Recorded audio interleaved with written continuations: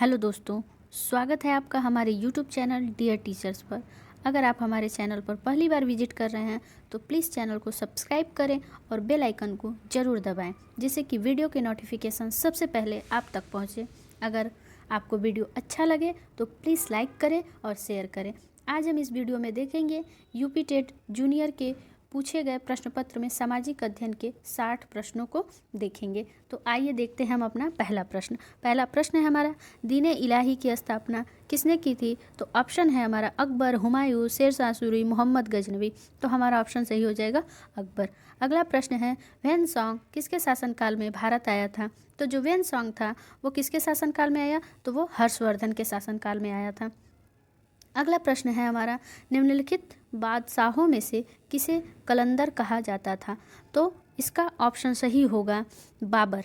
बाबर को कलंदर की उपाधि दी गई थी। किसको दी गई थी? बाबर को। आते हैं हम अपने अगले प्रश्न पर। अगला प्रश्न है हमारा, बंगाल का विभाजन करने वाला गवर्नर जनरल कौन था? तो ऑप्शन है मिंटो, मेयो, कैनिन, कर्जन। तो ये थे लॉर्ड कर्जन। कुंवर सिंह किस राज्य के जमींदार थे? अवध, बिठूर, बैरकपुर, जगदीशपुर। तो हमारा सही ऑप्शन हो जाएगा जगदीशपुर। आते हैं हम अपने अगले प्रश्न पर, देखते हैं। ताप कर्म विलोमता का अर्थ है। तो इसमें हमारा सही ऑप्शन क्या हो जाएगा? हमारा सही ऑप्शन होगा बढ़ती ऊंचाई के साथ बढ़ता तापक्रम। ठीक है, बढ़ती ऊंचाई के साथ बढ़ता तापक्रम। ठीक है, तो इसमें ये ऑप्शन सही हो गया कि हमारा तापक्रम जो है वो जब बढ़ रहा है, जब ऊंचाई बढ़ रही है तो जो तापक्रम है वो बढ़ रहा है। अगला प्रश्न है, निम्नलिखित जलाशयों में से कौन रिहंद परियोजना से संबंधित है? तो इसमें हमारा ऑप्शन देखिए, जवाहर सागर, गोविंद बल्लभ पंत सागर, गोविंद सागर, गांधी सागर। तो हमारा सही ऑप्शन है गोविंद बल्लभ पंत सागर। अगला है प्रश्न, सीप किला पर्वती दर्रा कहाँ है? शिव किला पर्वती दर्रा कहाँ है? बहुत फेमस है ये। तो ये दोस्तों है हिमाचल प्रदेश में। कहाँ है? हिमाचल प्रदेश में। अगला प्रश्न देखते हैं। अगला प्रश्न है हमारा, सामाजिक अध्ययन के अध्यापक को विषय वस्तु के साथ साथ ज्ञान होना चाहिए। किसका? शिक्षण तकनीकी का, शिक्षण विधि का, इनमें से कोई नहीं, शिक्षण उद्देश्यों। तो हमारा सही ऑप्शन है शिक्षण विधियों का, कि किस विधि का, किस उपागम का, किस प्रविधि का प्रयोग करें कि अध्ययन अध्यापन जो है वो सही रहे। अगला प्रश्न है हमारा, भूगोल शिक्षण हेतु सर्वाधिक उपयोगी सहायक सामग्री क्या है? फ्लैश कार्ड, मानचित्र, बैरोमीटर, कैलेंडर। तो हमको सबको पता है कि मानचित्र जो है वो सबसे उपयोगी है भूगोल में। अष्टाध्यायी के लेखक कौन है? तो अष्टाध्यायी पाणिनि महोदय ने लिखा है। ठीक है, अब देखिए, द्वितीय बौद्ध संगीति का आयोजन किसके काल में हुआ था? द्वितीय बौद्ध संगीति का आयोजन किसके राज्यकाल में हुआ था? तो इसमें हमारा ऑप्शन सही हो जाएगा काला शोक के शासन काल में यह द्वितीय बौद्ध समिति का आयोजन हुआ था। तो हमारा ऑप्शन हो जाएगा सही तीसरा। ठीक है, अगला प्रश्न है, अकबर ने इबादत खाना का निर्माण करवाया था। इबादत खाना उसने कहाँ बनवाया था? तो उसने बनवाया था फतेहपुर सीकरी में। कहाँ पे? फतेहपुर सीकरी में। अगला प्रश्न है, आर्य समाज की स्थापना कब हुई? तो आर्य समाज की स्थापना हुई थी 1875 ईस्वी में। अगला प्रश्न है हमारा, निम्न में से कौन काकोरी कांड से संबंधित नहीं है? तो देखिए, काकोरी कांड जब हुआ था तो उसमें कौन कौन थे? अशफाक उल्ला खां थे, राजेंद्र लाहिड़ी थे, ठीक है, राम प्रसाद बिस्मिल थे। तो कौन नहीं था? सूर्यसेन नहीं थे। नहीं है पूछा है, यही ध्यान देना है। अगला प्रश्न है हमारा, भारतीय संविधान का कौन सा भाग मौलिक अधिकार से संबंधित है? तो सबको पता है कि भाग 3 जो है वो मौलिक अधिकार से संबंधित है। अगला प्रश्न देखते हैं। अगला प्रश्न है हमारा, पंचायती राज्य को सुदृढ़ करने हेतु निम्न में से कौन सा भारतीय संविधान संशोधन किया गया? तो इसमें दोस्तों 73वां संविधान संशोधन करके पंचायती राज्य को सुदृढ़ किया गया था। अगला प्रश्न है, अंतर्राष्ट्रीय न्यायालय का मुख्यालय स्थित है। कहाँ पर स्थित है? तो दोस्तों यह है हेग में। कहाँ पर? हेग में स्थित है। अगला प्रश्न है, जनसंख्या नियंत्रण व परिवार नियोजन विषय भारतीय संविधान के अंतर्गत किस सूची में शामिल है? तो यह समवर्ती सूची में शामिल है दोस्तों। अगला प्रश्न है, निम्नलिखित में कौन सा निदेशक सिद्धांत विदेश नीति से संबंधित है? ऑप्शन है अनुच्छेद 50, अनुच्छेद 50, अनुच्छेद 49, अनुच्छेद 51, अनुच्छेद 48। तो हमारा ऑप्शन सही हो जाएगा अनुच्छेद 51।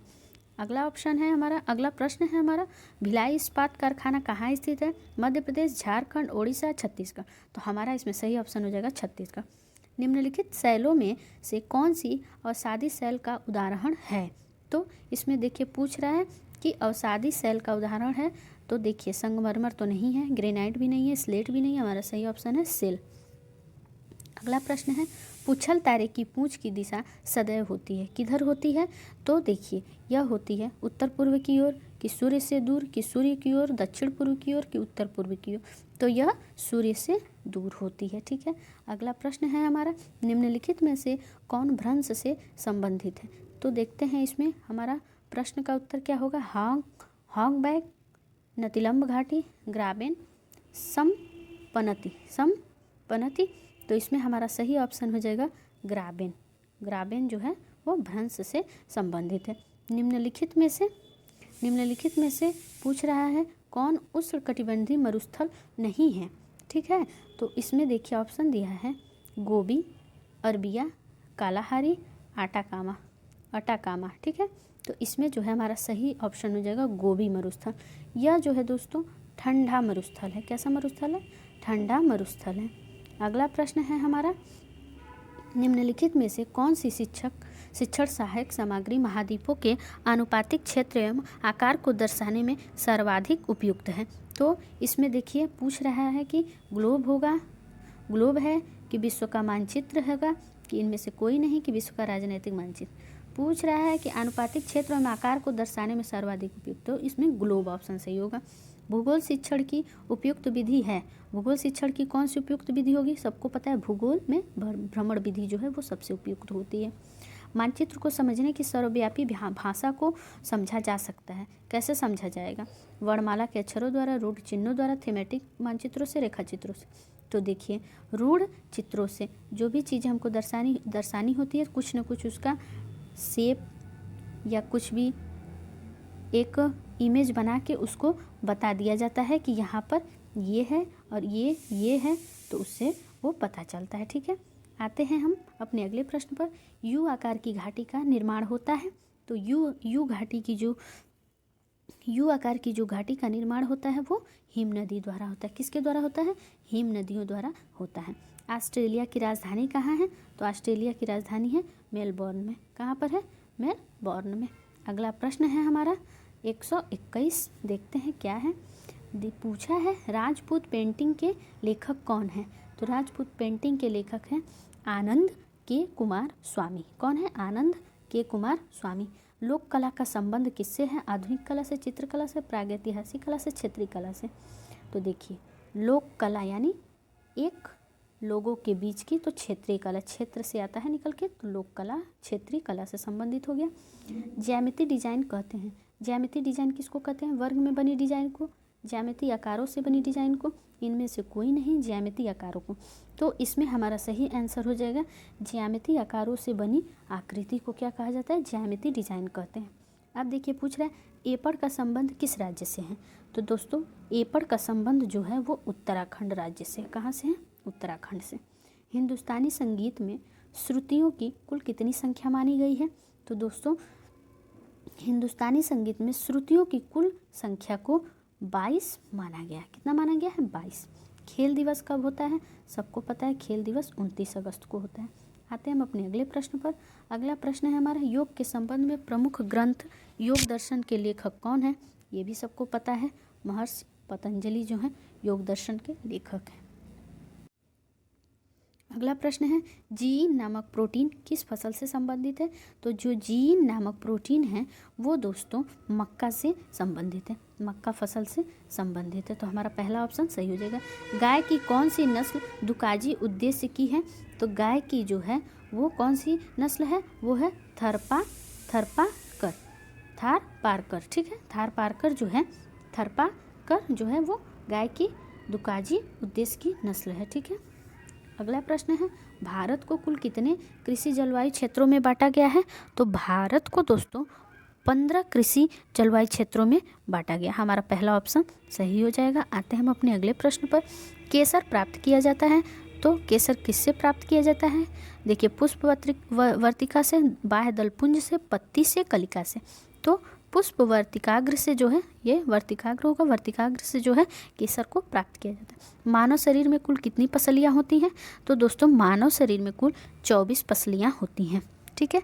टीएबी का टीका किस रोग से बचाव करता है? तो दोस्तों ये होता है मियादी बुखार में लगाया जाता है, इससे ये बचाव करता है, मतलब ये लग जाए तो मियादी बुखार से ये हमारा बचाव करता है। आते हैं हम अपने अगले प्रश्न पर। अगला प्रश्न है हमारा, अंतर्राष्ट्रीय योग दिवस कब मनाया जाता है? सबको पता है 21 जून को योग दिवस है। आते हैं हम अपने अगले प्रश्न पर। अगला प्रश्न है हमारा, किन वस्त्रों में गोंद के कलफ का उपयोग किया जाता है? तो यहाँ पर हमारा उत्तर हो जाएगा सूती वस्त्र। सूती वस्त्र में गोंद के कलफ का प्रयोग होता है। हिंदुस्तानी संगीत में शुद्ध और विकृत कुल मिलाकर कितने स्वर होते हैं? तो शुद्ध और विकृत कुल मिलाकर के दोस्तों 12 स्वर होते हैं। कितने होते हैं? 12 स्वर होते हैं हिंदुस्तानी संगीत में। ठीक है। अगला प्रश्न देखते हैं, 4 ताल का प्रयोग किस गायकी के साथ किया जाता है? तो दोस्तों 4 ताल का प्रयोग जो है वो ध्रुपद गायकी के साथ किया जाता है। अब देखते हैं, प्रश्न पूछ रहा है, इनमें से कौन तबला वादक नहीं है? तो दोस्तों ऑप्शन दिया है रामदास शर्मा, जाकिर हुसैन, अहमद जान थिरकवा, पंडित किशन महाराज। तो हमारा सही ऑप्शन होगा रामदास शर्मा। अगला प्रश्न देखते हैं, प्रथम राष्ट्रीय खेल कहाँ आयोजित हुए थे? तो प्रथम राष्ट्रीय खेल कोलकाता, चेन्नई, नई दिल्ली, मुंबई। तो दोस्तों अगर पूछता ओलंपिक के बेसिस पे तो नई दिल्ली हो जाता, लेकिन इसने बस पूछा है राष्ट्रीय खेल कहाँ आयोजित हुए, तो दोस्तों यहाँ ऑप्शन मुंबई सही होगा। अगला प्रश्न देखते हैं, आज भारत को गीता की नहीं बल्कि फुटबॉल के मैदान की आवश्यकता है, यह किस विचारक ने प्रस्तुत किया? तो दोस्तों देखिए, प्लेटो, स्वामी विवेकानंद, रूसो, राधाकृष्ण। तो आज भारत को गीता की नहीं बल्कि फुटबॉल के मैदान की आवश्यकता है, ये कहा था हमारे स्वामी विवेकानंद जी ने। ठीक है। अगला प्रश्न है, सामुदायिक विकास कार्यक्रम कब शुरू किया गया था? तो दोस्तों सामुदायिक विकास कार्यक्रम जो है वो 1952 में शुरू किया गया। अगला प्रश्न देखते हैं, 142, भारत में उच्चतम न्यायालय ने संविधान के बुनियादी ढांचे का सिद्धांत दिया, किस मामले में दिया था? तो ये ऑप्शन सही होगा केशवानंद भारती के मामले में। भारतीय संविधान के किस अनुच्छेद के अंतर्गत राज्यपाल एक विधेयक को राष्ट्रपति की स्वीकृति के लिए सुरक्षित रखने की शक्ति रखता है? तो इसमें हमारा ऑप्शन सही हो जाएगा अनुच्छेद 200। क्या ऑप्शन सही होगा? अनुच्छेद 200। अगला प्रश्न देखते हैं, भारत के उपराष्ट्रपति का निर्वाचक मंडल द्वारा किया जाता है, जिसके सदस्य होते हैं। देखिए उपराष्ट्रपति पूछ रहे हैं, राष्ट्रपति नहीं। तो इसमें हमारा ऑप्शन सही होगा संसद के दोनों सदनों के सभी सदस्य। संसद के दोनों सदनों के सभी सदस्य, ये हमारा दूसरा ऑप्शन सही हो जाएगा।